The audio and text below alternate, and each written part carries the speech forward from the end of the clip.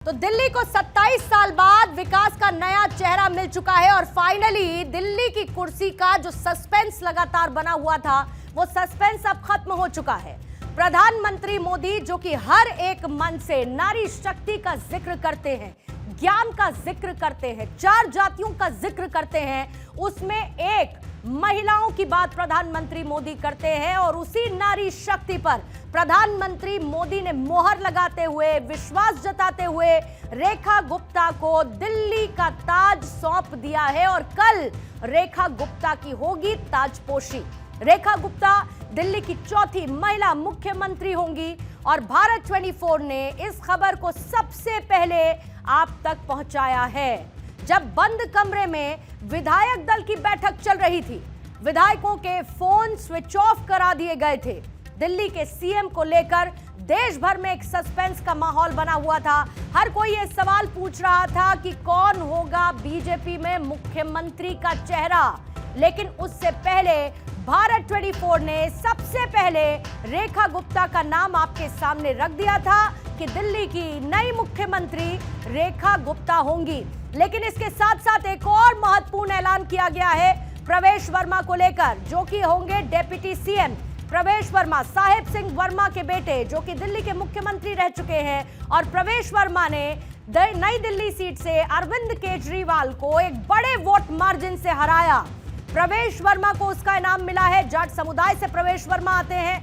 Deputy CM के तौर पर उन्हें जिम्मेदारी दी गई है और इसके साथ ही जो तीसरा बड़ा ऐलान हुआ वो स्पीकर को लेकर हुआ। विजेंद्र गुप्ता स्पीकर होंगे। इससे पहले लगातार ये कहा जा रहा था कि विधायक दल की बैठक में सर्वसम्मति से नेता को चुना जाएगा। उससे पहले ये कोई भी नहीं जानता कि चेहरा कौन होगा। भारत 24 ने उस वक्त आपको ये जानकारी दी थी कि रेखा गुप्ता दिल्ली की मुख्यमंत्री बनेंगी। इस खबर पर मोहर लग चुकी है, यानी 2 लोग दिल्ली की कमान को अब संभालेंगे। एक तरफ मुख्यमंत्री, दूसरी तरफ उप मुख्यमंत्री, यानी कि रेखा गुप्ता और प्रवेश वर्मा। जहां पर एक तरफ रेखा गुप्ता बनिया समाज से आती है, वैश्य समाज से आती हैं और जाहिर है उनका रिप्रेजेंटेशन, और उससे भी ज्यादा इंपॉर्टेंट एक महिला होने के नाते महिलाओं का रिप्रेजेंटेशन रेखा गुप्ता करेंगी। मुख्यमंत्री के तौर पर सामूहिक जिम्मेदारी संभालेंगी। तो प्रवेश वर्मा जो कि जाट समुदाय से आते हैं, डेप्यूटी सीएम के तौर पर अपनी जिम्मेदारी को आगे संभालेंगे। लगातार आम आदमी पार्टी ये कह रही है कि हम बधाई देते हैं, क्योंकि बधाइयों का सिलसिला वहां से भी देखने को मिला। आतिशी की तरफ से, अरविंद केजरीवाल की तरफ से बधाई दी गई रेखा गुप्ता को, प्रवेश वर्मा को, ये कहते हुए कि दिल्ली की जनता से आपने जो वादे किए, दिल्ली की जनता को जो आपने अपने संकल्प पत्र में घोषणाएं की और दिल्ली के विकास के लिए काम करेंगे, हमारा पूरा समर्थन मिलेगा। विजेंद्र गुप्ता को स्पीकर पद की जिम्मेदारी, यानी कि ये जो 3 बड़े चेहरे इस वक्त आपको दिख रहे हैं, वो ये 3 चेहरे जो कि दिल्ली की सियासत को, बीजेपी की सरकार को दिल्ली में आगे मजबूती के साथ बढ़ाते हुए नजर आएंगे। जाहिर है कि इसके पीछे के बहुत सारे परम्यूटेशन कॉम्बिनेशंस हैं। इन चेहरों को लेकर जो समीकरण थे उनको ध्यान में रखते हुए किस तरीके की मैसेजिंग बीजेपी करना चाहती है। सबसे पहले रेखा गुप्ता की बात कर लेते हैं। रेखा गुप्ता महिला सीएम है, चौथी महिला सीएम दिल्ली को मिली है। लेकिन इसके साथ साथ प्रधानमंत्री मोदी जब नारी शक्ति की बात करते हैं, पॉलिटिक्स में, राजनीति में महिलाओं के रिप्रेजेंटेशन की बात करते हैं, ऐसे में राजस्थान जहां पर डेप्यूटी सीएम के तौर पर दिया कुमारी को मौका दिया गया, उन्होंने बजट पेश आज किया और इसके साथ ही वित्त मंत्रालय की बड़ी जिम्मेदारी उनके पास है। ऐसे में दिल्ली में महिला मुख्यमंत्री का चेहरा चुनने के साथ ही बीजेपी ने उन तमाम महिला वोटर्स को धन्यवाद कहा है जिन्होंने न सिर्फ हरियाणा में बल्कि महाराष्ट्र में और बाकी राज्यों में जहां पर विधानसभा चुनावों में बीजेपी ने बड़ी जीत दर्ज की, उन महिला वोटर्स ने जिन्होंने एक मुश्त बीजेपी सरकार को अपना वोट दिया है। और ऐसे में दिल्ली में जहां पर महिला वोटर्स को लुभाने की तमाम कवायदें पार्टीज की तरफ से की गई थी, उनके घोषणा पत्र, संकल्प पत्र में महिलाओं के लिए वादों की बौछार की गई थी। ऐसे में रेखा गुप्ता जो कि एक बड़े पोर्टफोलियो को कैरी करती आई हैं, एक लंबा अनुभव उनका राजनीति में रहा है, मेयर की जिम्मेदारी वो संभाल चुकी हैं, महिला चेहरे के तौर पर रेखा गुप्ता के नाम पर मोहर लग चुकी है, जो कि दिल्ली की जिम्मेदारी को संभालती हुई नजर आएंगी। जाहिर बात है, एक तरफ जहां पर वो महिला चेहरा है तो समस्त महिलाओं का रिप्रेजेंटेशन उनकी तरफ से होगा, महिलाओं का भरोसा बीजेपी के ऊपर और बढ़ेगा। महिलाएं ये कहेंगी कि बीजेपी वो पार्टी है जो न सिर्फ कहती है बल्कि करके दिखाती है, महिलाओं को बराबर का प्रतिनिधित्व देती है।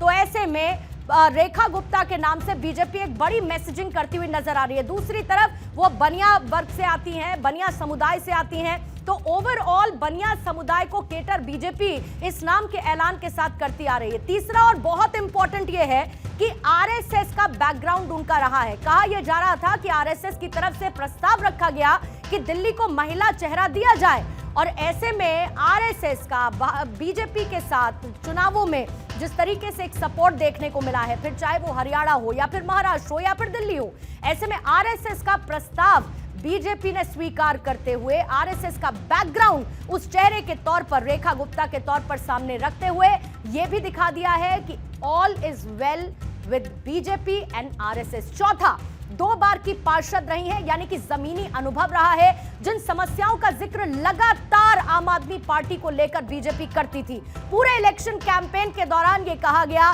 कि यमुना की सफाई नहीं की, सड़कों पर गड्ढे हैं, वायु प्रदूषण से लोग परेशान हैं, इसके साथ नल में पानी नहीं आता है, जो जिम्मेदारी आम आदमी पार्टी को पूरी करनी चाहिए थी, या कूड़े का ढेर है। ऐसे तमाम मुद्दे रहे पूरे इलेक्शन कैंपेन के दौरान। जब प्रधानमंत्री ने आपदा का जिक्र किया, ये कहते हुए कि इस आपदा को हटाना होगा तभी दिल्ली विकसित होगी, और ऐसे में डबल इंजन की सरकार जरूरी है, तो यहां की जनता ने बीजेपी को अपना साथ दिया, वोटर के तौर पर बीजेपी को अपना सपोर्ट देते हुए नजर आए। ऐसे में 2 बार की क्योंकि पार्षद रह चुकी हैं, तो दिल्ली में जमीनी समस्याएं क्या हैं, आम घर की समस्याएं क्या होती हैं, पार्षद की जिम्मेदारी क्या होती है, इसका अनुभव रहा है रेखा गुप्ता के पास, और ऐसे में सीएम रहते हुए उन समस्याओं को क्योंकि करीब से जानती हैं, उसको भी पूरा करने का काम वो करती हुई नजर आएंगी। पांचवा, एबीवीपी के साथ इनके सियासी सफर की शुरुआत हुई, यानी कि छात्र संगठन से ये जुड़ी रही, छात्र राजनीति से ये जुड़ी रही, और ऐसे में एक लंबा अनुभव इनका रहा। इसके साथ ही डूसू की प्रेसिडेंट भी रही हैं, तो जाहिर है कि यूथ के बीच में एक बड़ा इनका रिप्रेजेंटेशन भी रहा है। फिर युवाओं में एक अच्छी पकड़ है, और ये युवाओं में अब अच्छी पकड़ सिर्फ दिल्ली के चुनाव तक सीमित नहीं है।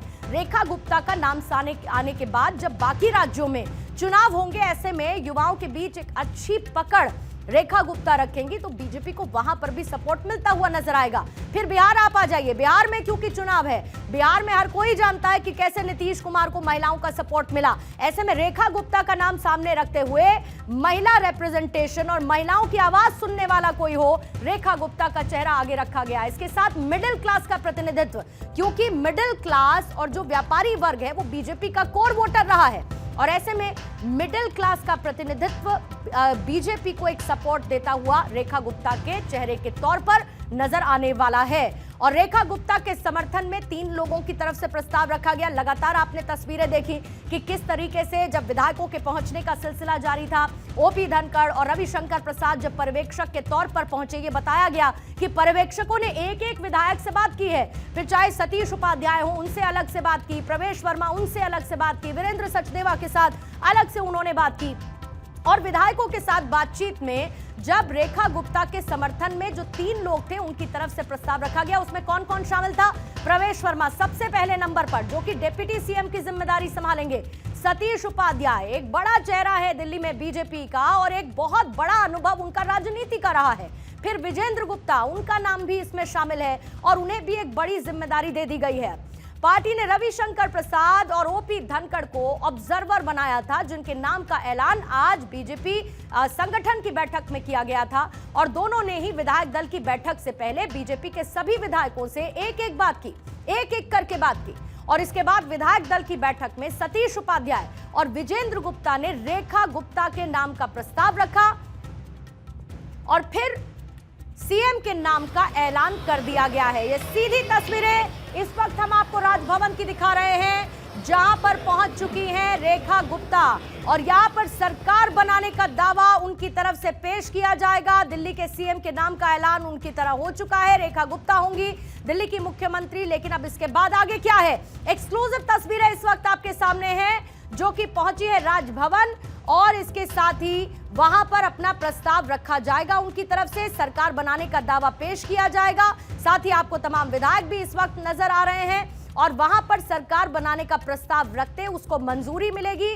ये जाहिर है कि एक ऑफिशियल प्रोसेस है, और उसी को आगे बढ़ाते हुए रेखा गुप्ता इस वक्त पहुंची है राजनिवास, और वहां पर सरकार बनाने का दावा पेश करेंगी रेखा गुप्ता उनकी लीडरशिप में, क्योंकि विधायक दल का नेता उनको चुना गया है। विधायक उनके साथ इस वक्त आपको नजर आ रहे हैं। इन तमाम विधायकों ने सर्वसम्मति से, ऑब्जर्वर्स भी इस वक्त आपको आगे नजर आ रहे हैं, वो ऑब्जर्वर्स जिन्हें जिम्मेदारी दी गई थी विधायक दल को ये बताने की और उनसे बातचीत करने की, और प्रस्ताव रखा गया था रेखा गुप्ता के नाम का। बहरहाल ये तस्वीरें इस वक्त आप देखते चलिए, एक्सक्लूसिव तस्वीरें हैं ये भारत 24 पर, और आपको हर एक तस्वीर एक्सक्लूसिव नजर आ रही है भारत 24 पर। सबसे पहले रविशंकर प्रसाद और ओपी धनखड़ इस वक्त आपको नजर आ रहे हैं ऑब्जर्वर के तौर पर, और ऐसे में अब सरकार बनाने का दावा उनकी तरफ से पेश किया जाए।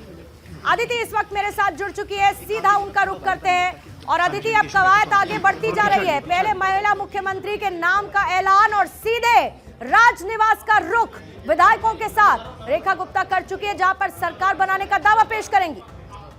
बिल्कुल, भाजपा के लिए कहना कि नसीब बहुत मेहनत से मिलता है ये गलत नहीं, क्योंकि जिस तरीके से चुनाव के दौरान और चुनाव दर चुनाव 2015, 2020 और 2025 लगातार मेहनत की, ये बात अलग है कि स्ट्राइक 2025 में हुआ।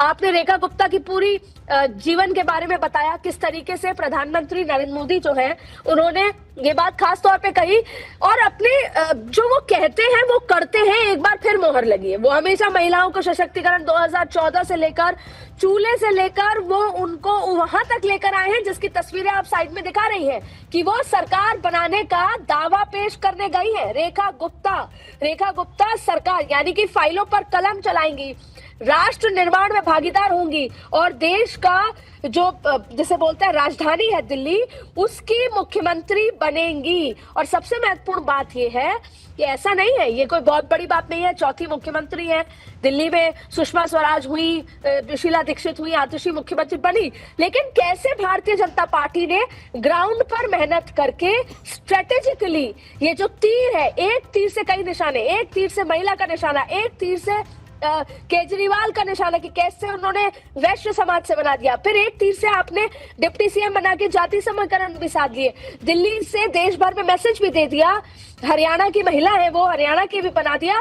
तो तमाम तरीके से, और आप देखिए नरेंद्र मोदी दो तरीके से जैसे उन्होंने नया वोट बैंक इकट्ठा करा, कैसे लाभार्थियों के नाम पर, फिर महिला वोट बैंक, कैसे इकोनॉमी क्या होती थी, इकोनॉमी क्या होती थी कि आप टैक्सेस से इकोनॉमी बनाते थे, बोरोइंग से इकोनॉमी होती थी, फिर इंफ्रास्ट्रक्चर से इकोनॉमी होती थी। लेकिन उन्होंने जो टेम्पल टूरिज्म शुरू किया, राम मंदिर से कितनी करोड़ों की इकोनॉमी बढ़ी, अयोध्या की बात कर ले, वाराणसी की बात कर ले, अब पूरे देश में जो टेम्पल इकोनॉमी, तो ये जो नयापन नवाचार जो प्रधानमंत्री करते हैं।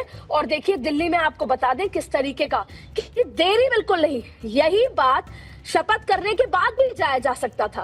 और आपको बता देंगे अभी जो रविशंकर प्रसाद जो लॉ कानून का बहुत अच्छे जानकार हैं, और देखिए उन्होंने किस तरीके से भारतीय जनता पार्टी ने सोच समझ के रविशंकर प्रसाद को बनाया कि वो पूर्वांचलियों की समझाइश कर सके, किस तरीके से ओपी धनखड़ को बताया कि वो हरियाणा और ये जो जाट समाज है उनको समझा सकें कि भाई आप डिप्टी सीएम बन जाओ, जबकि वो लोग ये चाहते थे कि हम तो मुख्यमंत्री के दावेदार हैं।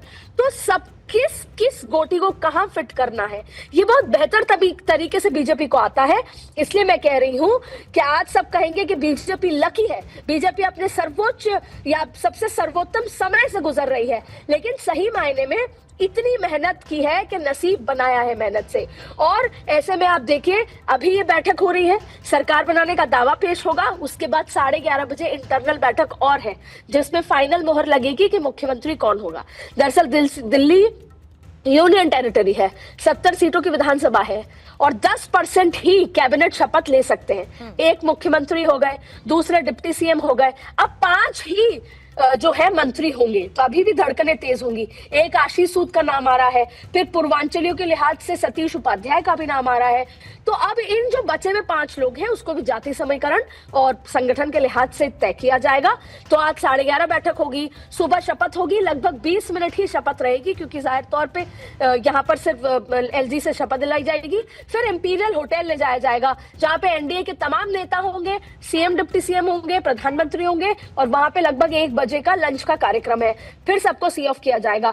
तो कल दोपहर 1 बजे तक पूरा पैक है और फिर आप देखिएगा 2 बजे से सब अपना कार्यभार संभालेंगे और यमुना हो और बड़े बड़े काम पर एक्शन प्लान शुरू हो जाएगा। और यहाँ पर भी 100 दिन की रिपोर्ट का क्योंकि आपने एनडीए का जिक्र किया, एनडीए के शक्ति प्रदर्शन का जिक्र किया, 20 राज्यों के मुख्यमंत्री शपथ ग्रहण में शामिल होंगे और मदन लाल खुराना के शपथ ग्रहण के बाद शायद ये एक ऐसा शपथ ग्रहण जो कि इतना ह्यूज नजर आएगा, जहां पर बड़ी संख्या में लोगों की मौजूदगी होने वाली है। बहरहाल अदिति, आपका बहुत बहुत शुक्रिया। लेकिन देश के दिल में महिला मुख्यमंत्री को बैठाकर पूरे देश के दिल्ली पर राज करने की तैयारी बीजेपी ने कुछ इस तरीके से की है, जहां पर महिला वोटर्स को एक बड़ा संदेश दिया है, ये बताते हुए कि हम सिर्फ कहते नहीं हैं बल्कि करके दिखाते हैं।